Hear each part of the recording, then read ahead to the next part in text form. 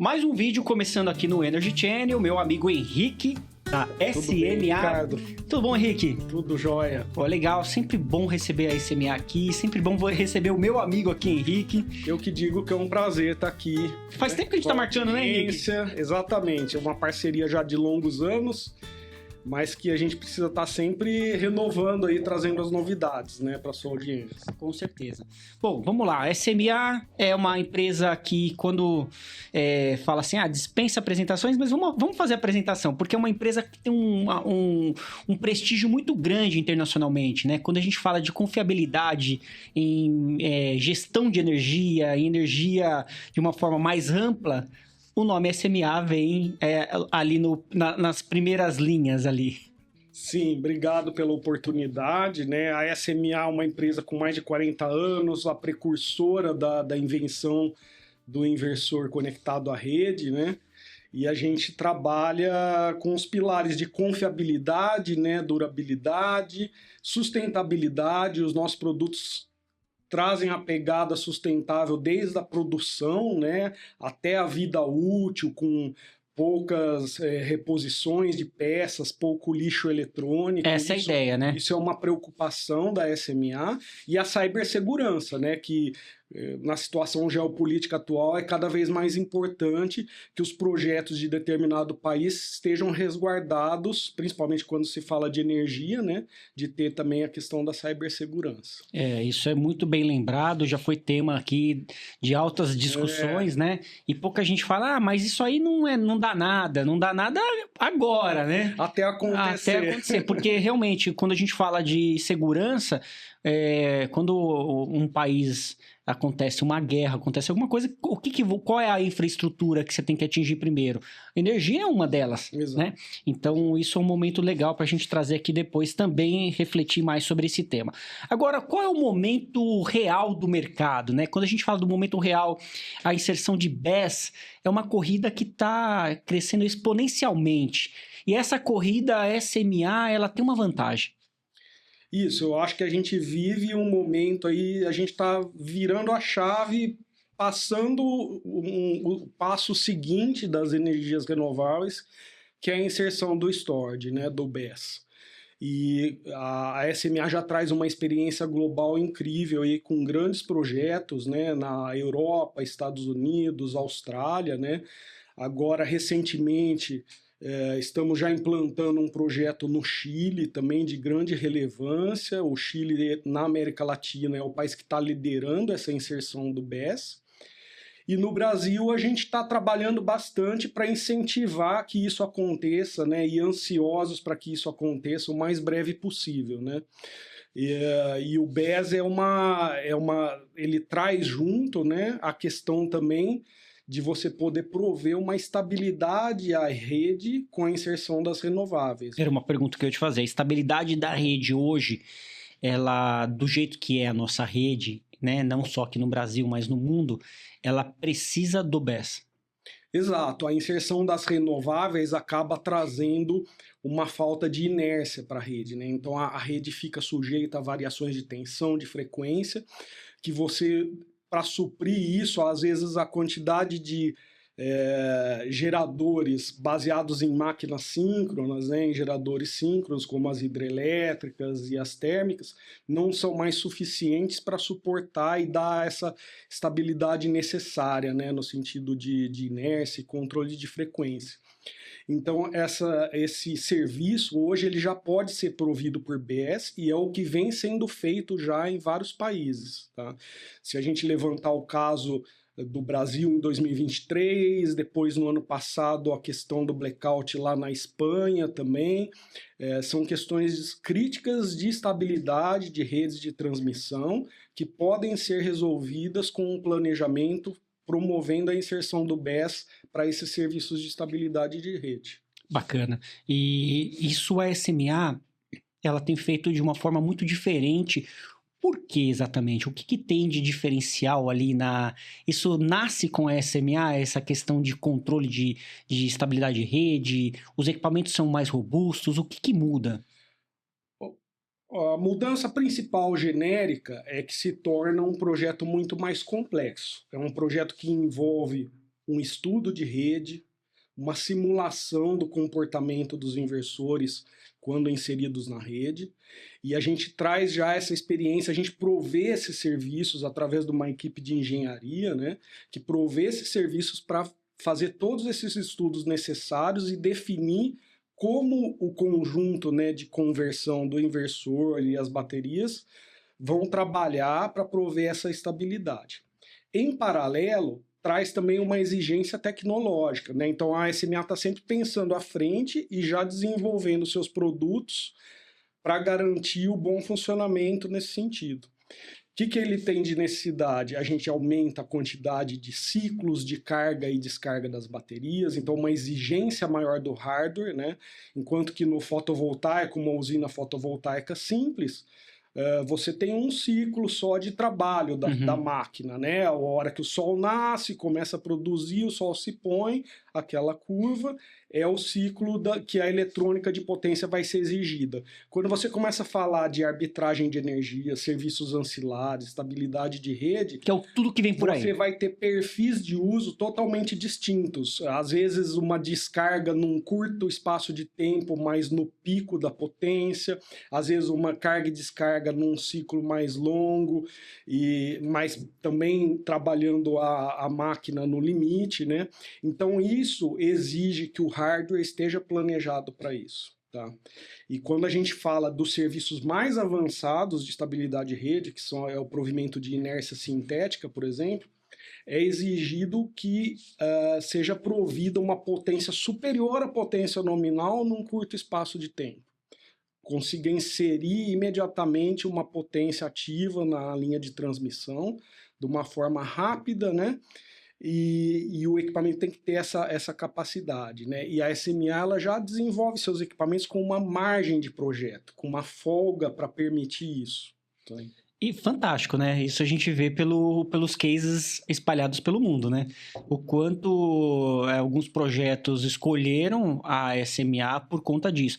E a questão não é se vai, é quando vai isso tudo ser necessário para a geração de energia mundial, correto? A gente sempre está olhando o que está acontecendo nos mercados mais evoluídos, né? Então, na Europa, países como o Reino Unido, a Alemanha, já existe até um mercado desses serviços ancilares. Né? A gente tem um projeto que é o maior desse no provimento de inércia e controle de níveis de curto-circuito numa linha de transmissão na Escócia.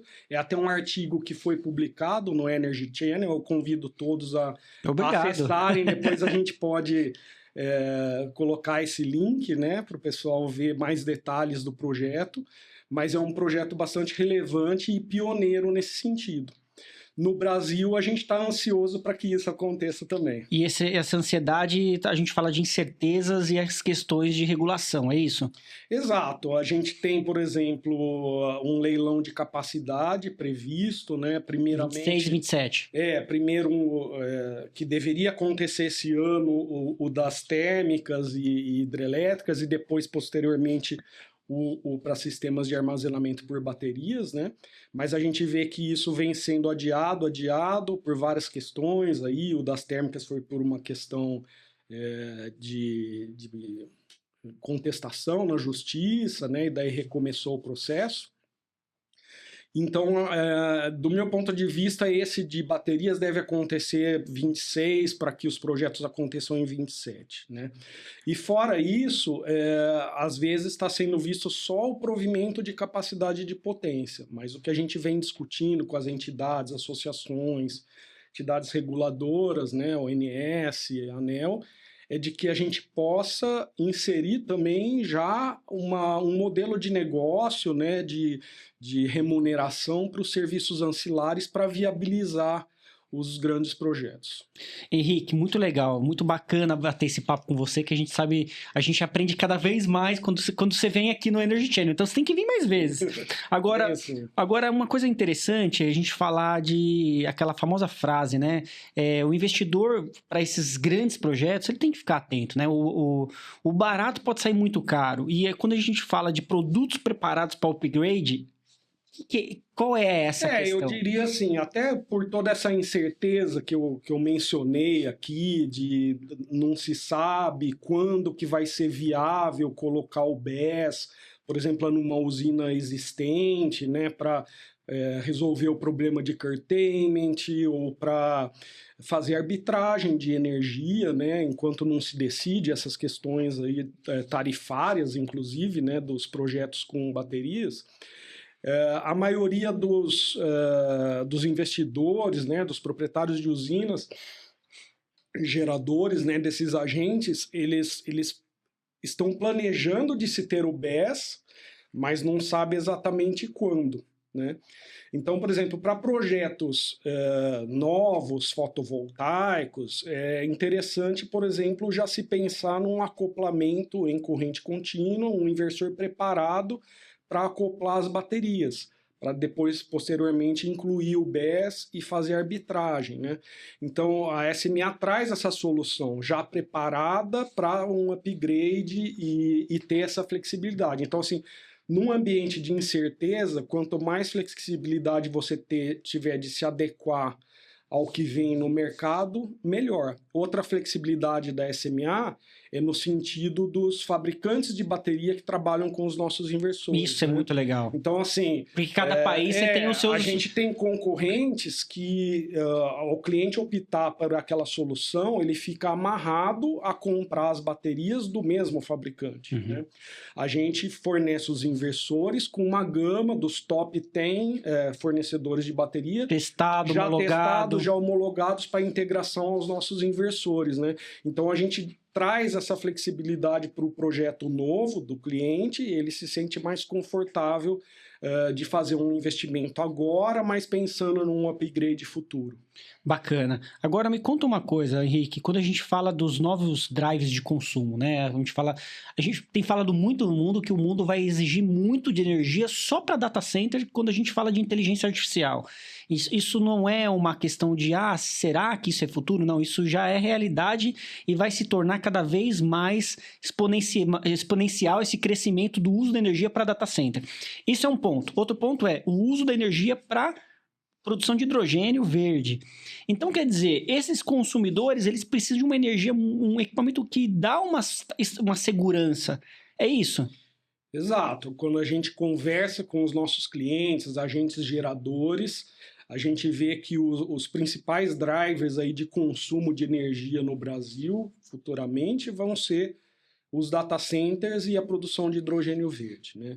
E os data centers exigem uma rede bastante estável, né? Então, daí vem de novo aquele tópico de que é necessário tanto um equipamento confiável, como também um equipamento que possa estabilizar o grid. Uhum. Né?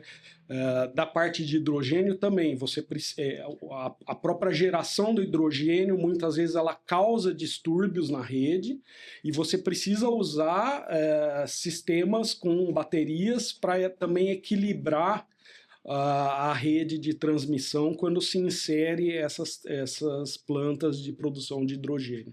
Muito legal, muito bacana. Agora, quando a gente chega aqui, puxar um ponto aqui para um corte, muitos clientes falam, o que é o tal dos serviços ancilares?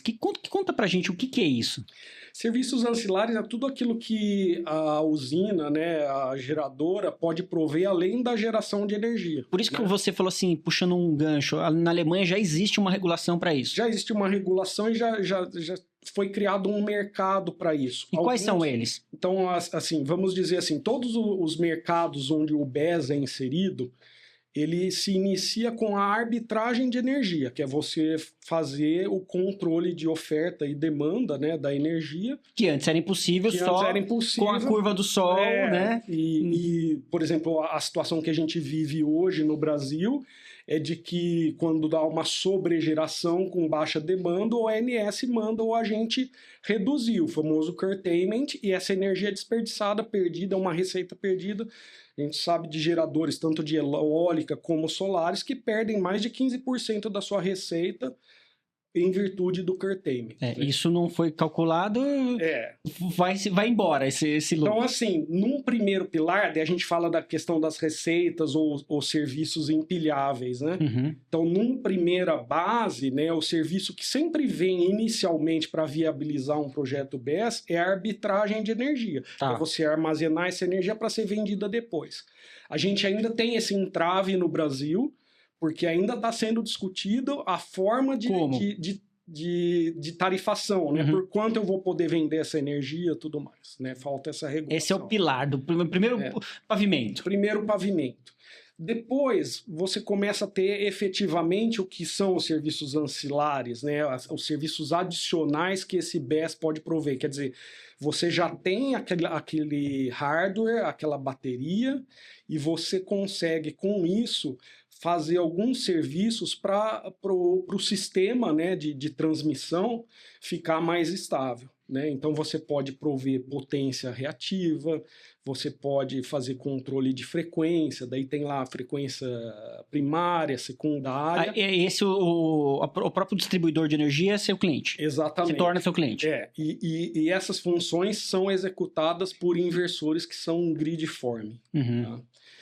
E depois você tem um outro nível acima disso, que daí não são todos os fornecedores de inversores que têm essa capacidade, é de prover serviços mais avançados de estabilidade de rede. Não é só um gridform, são serviços mais avançados de estabilidade de rede, que é a inércia sintética, o controle de nível de curto-circuito, e esses são serviços também que pode ter um mercado para isso, né? Então, o próprio ONS poderia contratar isso, remunerar, né? Existem vários modelos que estão sendo aplicados lá fora.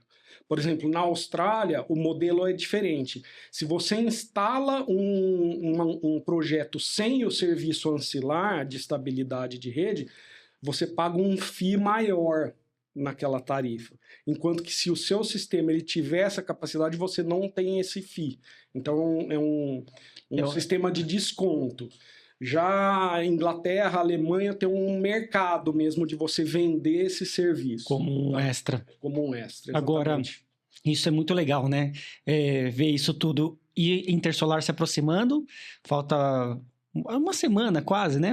Exatamente uma semana. Semana que vem, exatamente. Hoje é terça, exatamente uma semana. Chegando a Intersolar, eu sei que vai ter muita novidade lá. Eu sei que você não vai me contar tudo aqui, que a gente vai lá visitar na Intersolar a SMA. Mas eu sei que vai ter uma grande apresentação lá, que vai ser bem legal a gente estar junto lá nessa.